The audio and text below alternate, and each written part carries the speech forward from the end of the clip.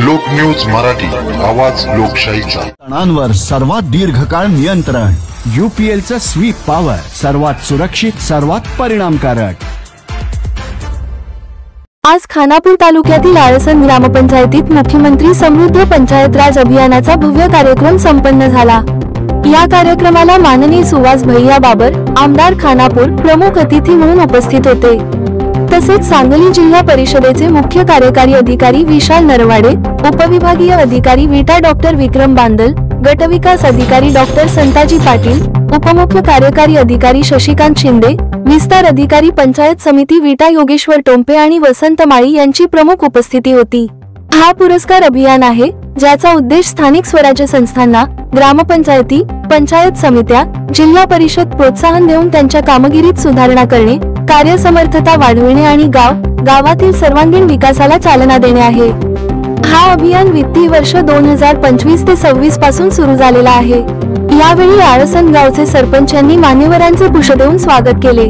त्यानंतर गटविकास अधिकारी आणि तहसीलदार यांनी आपले मनोगत व्यक्त केले। यावेळी आमदार सुहास भैया बाबर यांनी आळसन गावाच्या विकासाच्या दृष्टीने ग्रामस्थांना विश्वास देत महत्त्वपूर्ण मार्गदर्शन केले।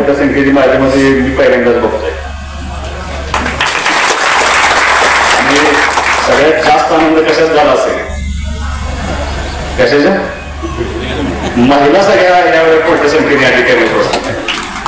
मला तर आनंद कशात झाला असेल? पण गावगाडा हाताने राजकारण करणे याच्यामध्ये जर सगळ्यात कमी सहभाग कोणाला असेल तर तो माझ्या माता भगिनींचा असतो। पण मी तुम्हाला मुद्दाम सांगतो, हे अभियान यशस्वी होणार का नाही होणार, आळसनला तालुक्यामध्ये, जिल्ह्यामध्ये, विभागामध्ये, राज्यामध्ये नंबर येणार का नाही येणार, हे कोण जर ठरवणार असेल तर ते माझ्या माता भगिनी ठरवणार आहे।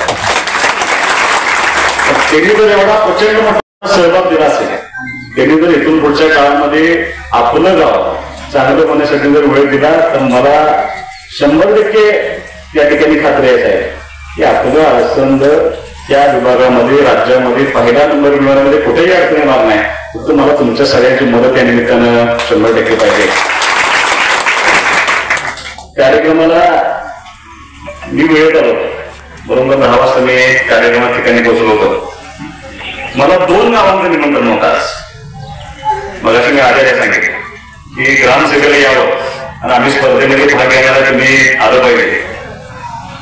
एक गाव आळसंद होतं आणि दुसरं होतं गारडी। मला मेडिसिन माझ्याकडे 100 प्रश्न पाठवा, मी जर गारडीला गेलो असतो तर आळसंद नेमकी आमदारांनी पातळी चालू केली।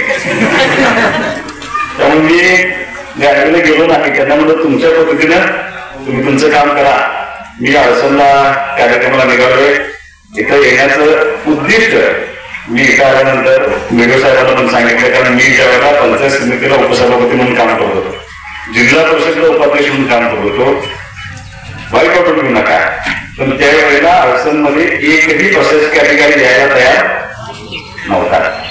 पण आज जर आळसन बघितलं तर मला सांगायला आनंद होतोय की तुम्ही इतक्या चांगल्या पद्धतीने काम करताय, अख्खं गाव त्याच्यामध्ये सहभागी होते। आज या तालुक्यातला एक ना एक अधिकारी सांगतो की आळसन माझ्या तालुक्यातील गाव आहे। एवढा प्रचंड मोठा बदल त्या तुम्ही सगळ्यांनी केलेल्या कामामुळे त्या निमित्तानं पाठ करतो। यापूर्वी तुम्ही माझी वसुंधरामध्ये पार्टिसिपेट झालाय, तुम्ही त्याच्यामध्ये सहभाग घेतलाय आणि अत्यंत कमी वेळामध्ये खूप चांगल्या पद्धतीने त्या ठिकाणी तुम्ही काम करताय आणि त्याच्यामध्ये तुमचा नंबर पण आलाय। आणि ग्रामपंचायतची स्पर्धा आहे आणि त्याला बक्षीस किती आहे? राज्यात आलं तर 5 कोटी, विभागात गेला तर 3 कोटी, जिल्ह्यामध्ये आला तर 50 लाख आणि तालुक्यात 3 बक्षीस आहे, मग 11 लाख रुपये, 8 लाख रुपये।